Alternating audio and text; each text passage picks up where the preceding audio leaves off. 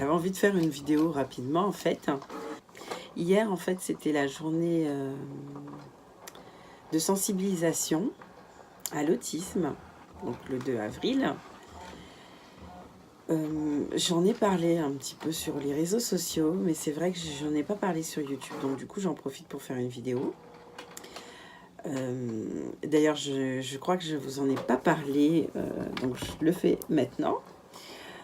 Moi je suis touchée par l'autisme parce que j'ai ma fille, ma dernière, j'ai 2 enfants, un garçon et une fille, et ma fille qui a aujourd'hui 9 ans, elle est autiste atypique.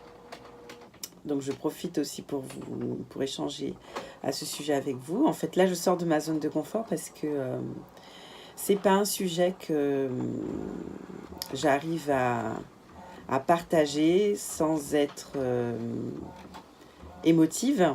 Donc là, c'est un gros challenge pour moi. Je vais faire en sorte d'en discuter avec vous sans être submergée par l'émotion. Dans mon parcours, ce qui m'a aidée, c'est que ma fille, Jana, elle a été prise en charge relativement tôt, à l'âge de 3 ans. C'est en allant à la crèche que la psychologue de la crèche en fait m'a alertée sur le fait qu'elle était en retrait par rapport au groupe d'enfants, et c'est un comportement que j'avais déjà observé parce que toute petite déjà, c'était une enfant très calme, qui était en retrait, qui était à l'écart des autres enfants, qui jouait seule en fait. Donc c'est vrai que ça m'avait mis un petit peu la puce à l'oreille. Et ce qui m'avait aussi alertée, c'est elle a eu une maladie cardiovasculaire à l'âge de 14 mois. Et donc c'est la maladie de Kawasaki. C'est le syndrome de Kawasaki. Et cette maladie, en fait, elle touche les globules rouges. Et du coup, les défenses immunitaires, elles sont moins nombreuses en fait. Donc s'en est suivi d'une hospitalisation pendant plusieurs jours. Hein. Je crois qu'elle a été hospitalisée pendant 10 jours. Donc 10 jours où j'étais H24 avec elle parce que c'était important pour moi d'être là. Et puis malheureusement, les 2 parents ne peuvent pas l'être, surtout quand il y a d'autres enfants, c'est compliqué. Donc, on a fait le choix que ça soit moi qui soit présente pour elle. Et moi, j'ai pensé que l'autisme avait été déclenché par rapport à cette maladie, puisque à partir de ce moment-là, en fait, elle avait changé de... Elle avait régressé, c'est-à-dire qu'avant, elle était capable de dessiner, de manger seule. Et à partir de cette maladie, tout ça c'était parti. Elle ne dessinait plus, elle n'écrivait plus, elle ne mangeait plus seule. Donc c'est ce qui m'a fait penser que c'était ça. Mais au final, il s'est avéré que ce n'était pas ça. Bon, ça je l'ai compris des années après. Je l'ai compris des années après, parce que bon, il faut savoir que c'est génétique à la base.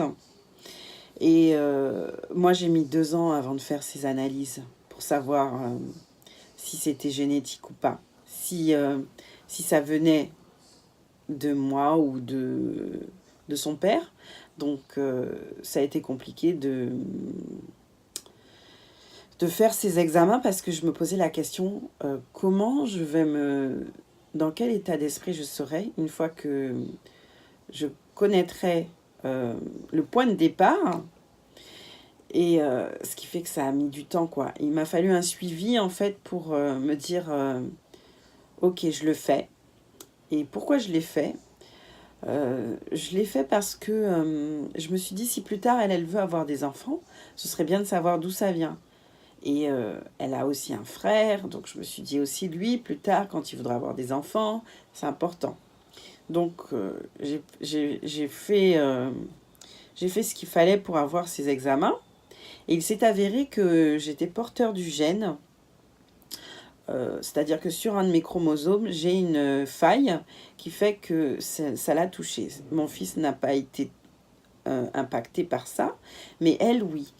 Et le généticien m'a expliqué que c'était la faute à pas de chance, quoi. C'est-à-dire que c'est tombé sur elle comme ça pouvait ne pas tomber sur elle, comme ça pouvait tomber sur quelqu'un d'autre.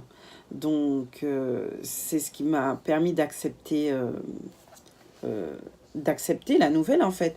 De me dire que moi-même, je suis porteur du gène, mais que je ne l'ai pas développé. Mais que malheureusement, elle l'a développé. Et, et souvent, je dis qu'en fait...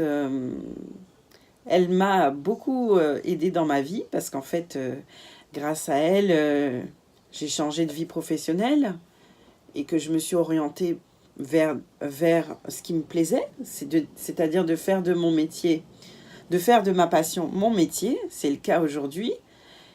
Et je vois la vie différemment, c'est-à-dire que des petits détails qui n'étaient pas importants auparavant le sont maintenant. J'essaye de comprendre sa façon de voir les choses et elle m'aide beaucoup au quotidien, surtout au niveau de la tolérance. Et voilà, donc en fait, je me dis c'est une autre façon de voir les choses. Et en fait, ce sont des enfants comme tous les autres enfants. Ils ont une sensibilité, je pense, qui est un petit peu différente par rapport à comment ils perçoivent les choses, comment ils perçoivent la nature. C'est super intéressant en fait. Et voilà, donc j'ai appris beaucoup, j'apprends beaucoup jusqu'à aujourd'hui et je pense que je n'ai pas fini d'apprendre. Donc c'est pour vous dire, voilà, c'est la première fois que je vous en parle. Ça se sent un petit peu dans la voix, qu'il y a un petit peu d'émotion. Et voilà, donc c'était le petit partage du moment. C'était pour vous dire que c'est des enfants comme les autres. Donc, lorsque vous rencontrez des parents ou des enfants qui sont touchés par l'autisme, c'est de les accompagner si vous le pouvez, de les accompagner, de les aider. Ça fait chaud au cœur. Et moi, je sais qu'autour de moi, j'ai des personnes vraiment bienveillantes.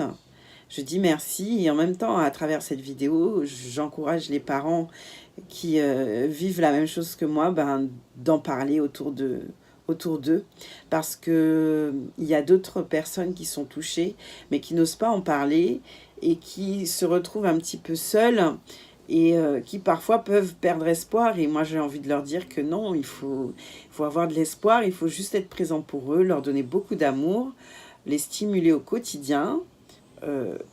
J'ai envie de vous dire que moi, maintenant, ma fille est capable de faire des dessins. Elle a ce don qui fait que elle va observer le paysage, par exemple, et puis reproduire et faire un dessin. Elle regarde des vidéos sur YouTube, ça je suis fan, des vidéos de coloriage, et ensuite elle me reproduit le dessin. Donc je suis vraiment émerveillée. Et j'ai envie de dire que chacun a son don. Et elle a trouvé le sien. Et moi, mon objectif, c'est de l'accompagner pour qu'elle puisse en faire son métier. Parce que je sais que c'est une passion. Le matin, elle se réveille. Avant d'aller à l'école, elle fait des dessins. Donc, c'est super, c'est super touchant.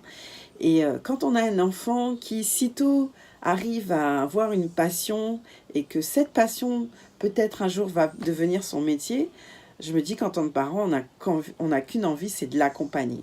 Donc voilà, c'était le petit message du jour. C'était une vidéo sur le moment. D'ailleurs, c'est la première que je fais comme ça, spontanément. Donc, vous allez le voir au niveau du montage, hein. Et voilà, donc moi c'est l'occasion aussi de vous dire merci, de m'encourager, merci de vous abonner à ma chaîne, merci de me donner la force. Et donc si toi tu viens de découvrir ma chaîne, je t'invite à cliquer sur abonne-toi et à me suivre et puis d'activer la cloche pour recevoir les notifications qui vont te prévenir lorsque je poste une vidéo. Voilà, sur ce, je vous fais plein de bisous